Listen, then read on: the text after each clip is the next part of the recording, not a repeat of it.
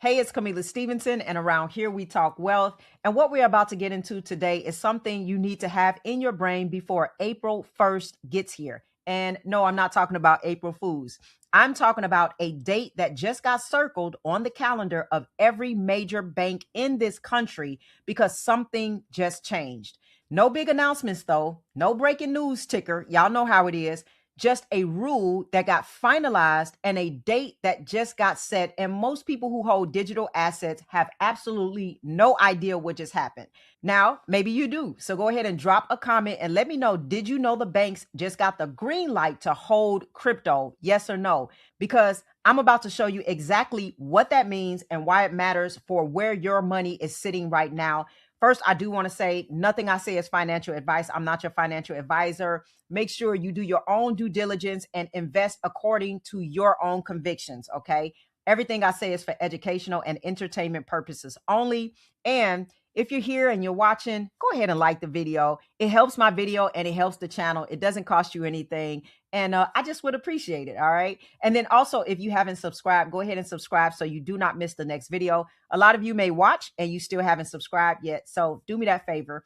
All right, I do want to go ahead and get into this. Now, if you're wondering why I got a scratch on my face, it was from martial arts, okay? I do a lot of sparring and I accidentally scratched myself, all right? So there may be times you see little scratches and bruises, and that's why, because I do martial arts. Krav Maga to be specific. All right, let me go ahead because I want to make sure everybody's on the same page before we go deeper. Now, let me explain this.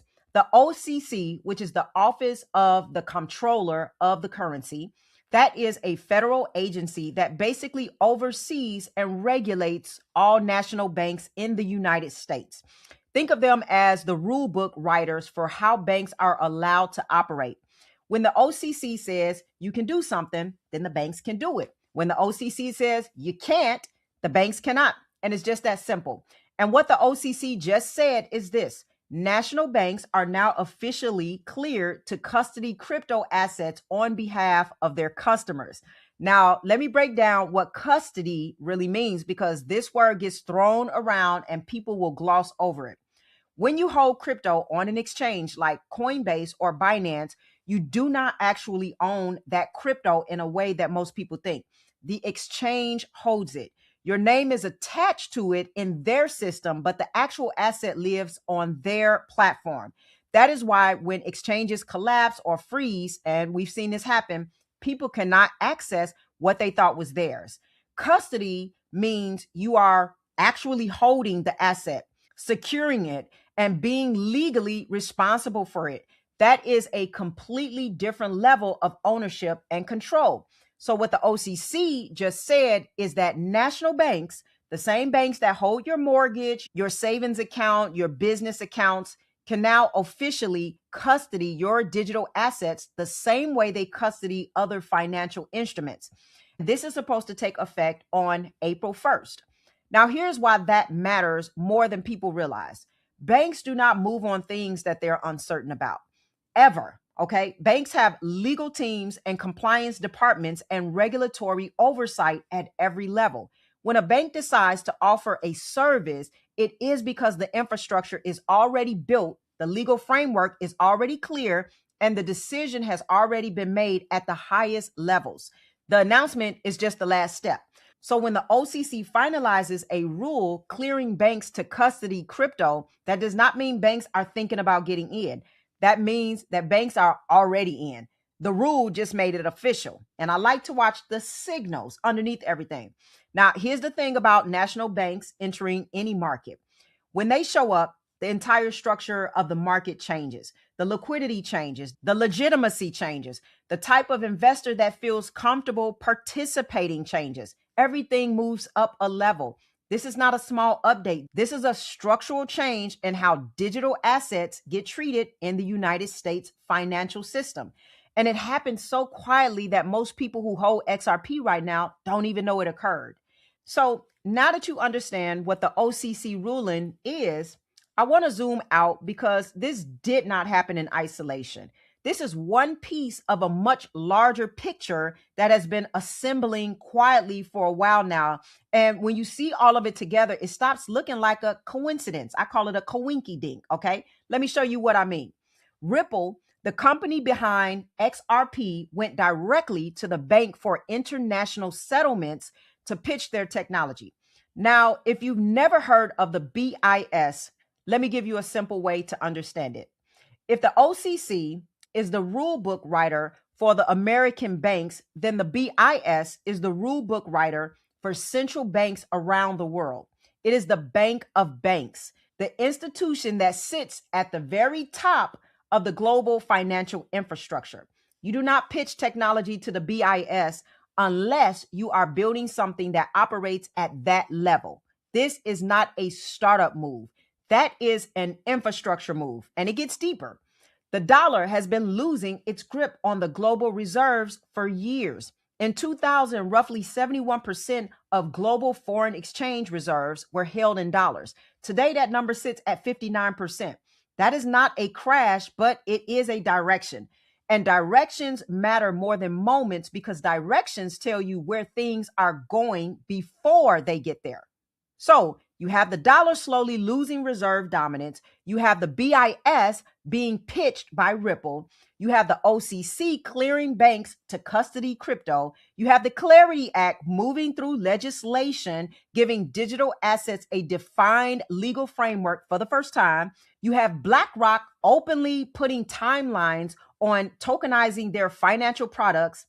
Now, let me put a pause on tokenization for a second because this word does come up constantly and it deserves a plain explanation because I know a lot of people are still learning about this. Imagine you own a building worth $1 million. Right now, to sell that building, you have to find one buyer with $1 million and go through a process that takes months, okay? Tokenization means you can divide that building into 1 million digital pieces worth $1 each and sell those pieces to 1 million different people instantly anywhere in the world. The ownership is recorded on a blockchain, so it's transparent, secure, and cannot be manipulated. Now, apply that concept beyond real estate, stocks, bonds, commodities, art, entire financial markets moving onto digital rails where transactions settle in minutes instead of days. That's what is being built right now.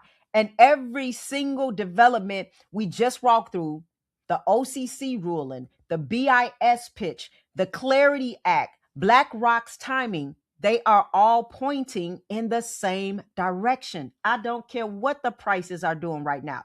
Have some patience because the financial system is not debating whether to go digital. It already decided.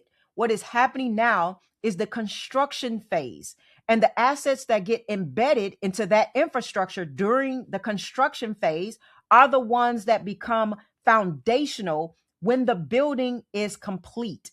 So let me bring everything we just covered into your actual life because this is where it gets personal, and it has to get personal for you at some point. Most people look at XRP and they are thinking about the price, right? They watch the charts, they check the number every morning. And I understand that because we're all human and we want to see the thing we believe in move. And it can hit you when you see your portfolio down. Even if you're not going to move, even if you do have patience, it just hits you, okay? But let me explain to you that the people who look back on this moment as the most important financial decision of their life are not the ones obsessing over price right now. They are the ones who understand the structure underneath it. Here is what I mean. Think about water in a river. If that river is wide and deep, there is plenty of water flowing freely and nothing dramatic happens. But start redirecting that water into channels, irrigation systems, reservoirs, industrial pipelines, and the amount of water freely flowing in that river is going to start to shrink. The total amount of water in the world has not changed, but the available water has. That is exactly what happens when institutions begin holding an asset operationally. Right now, XRP trades freely across exchanges. Retail investors buy and sell it. Speculators move in and out. The supply feels abundant, but as banks begin custodying XRP as financial institutions hold it as operational inventory to facilitate cross-border settlements, As regulatory frameworks make it the logical choice for institutional infrastructure, portions of that supply stop circulating.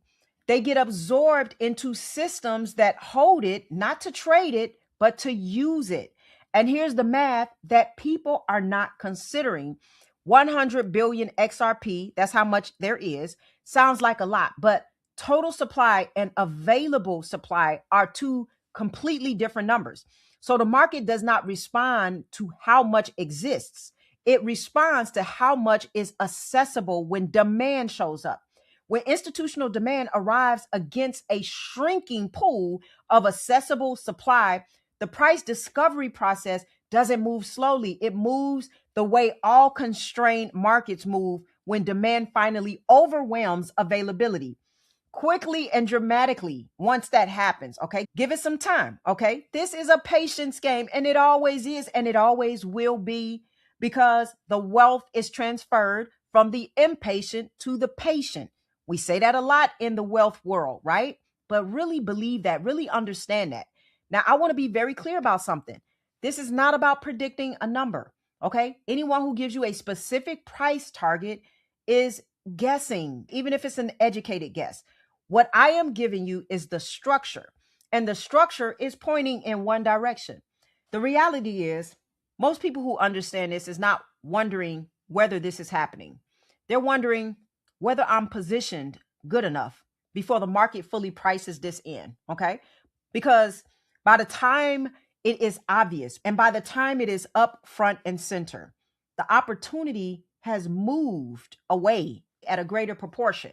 So those who understand what's happening and get positioned early are going to benefit, just like the people who understood what the internet was before it became household infrastructure. They weren't lucky, right? They were just paying attention to the structure while everybody else was watching all the noise. And the noise will distract you. And I'm telling you, distraction can be very toxic to your financial future and your freedom. Okay. So this is your moment to pay attention to the structure. Now, let me say this, because everything that we just talked about doesn't mean anything if your assets are not structured to protect and grow what you are building. It's not just about how much you can make, it's about how much you can keep and protect, because a lot of people are going to lose their inheritance from making bad decisions and not having things structured correctly. And one of the tools that I personally use is I Trust Capital. And the reason is it matters in the context of everything that we just talked about. If you believe that digital assets are being absorbed into institutional infrastructure, and if you believe that the OCC ruling and everything building around it is real, then the question is not whether you hold XRP or hold HBAR or XLM or SHX or whatever you hold. The question is, where are you holding it? And how is it positioned to work for you and not against you? Okay. So I Trust Capital lets you hold crypto along with gold and silver, backed by physical gold and silver, by the way, inside a Roth IRA, which means as those assets appreciate, the gains grow completely tax-free, meaning you don't have to write a check to the IRS when that move happens. You get to keep everything. And let me tell you, I know that your children and your children's children are going to thank you for making these decisions for your future self and for their future self, right? And they also hold institutional grade custody so that your assets are held in a structure built specifically for security and long-term storage. So it's different from it being scattered across retail exchanges, hoping that nothing goes wrong, especially when the volatility hits. And for the business owners, they now have a treasury account for LLCs and trusts. So you can position at the company level and not just personally with that. And that is how sophisticated wealth architecture really works. All right. The link is in the description, and there is a $100 funding bonus to help you get started when you open your account. And so you can use that money to invest in assets as well, and think about how far that can go in the future, right?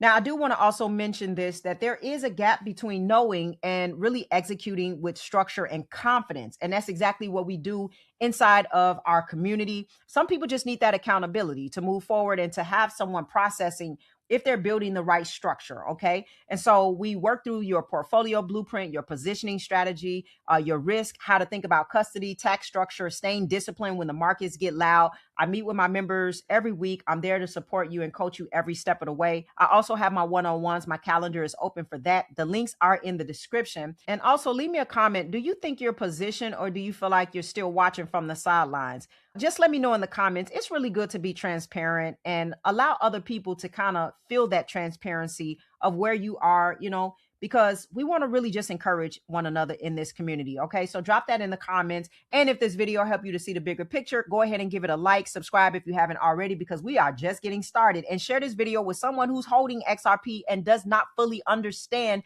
yet what they are holding, because they may need this conversation as well. And as always, I want you to stay wise, stay wealthy, and I'll see you in the next video.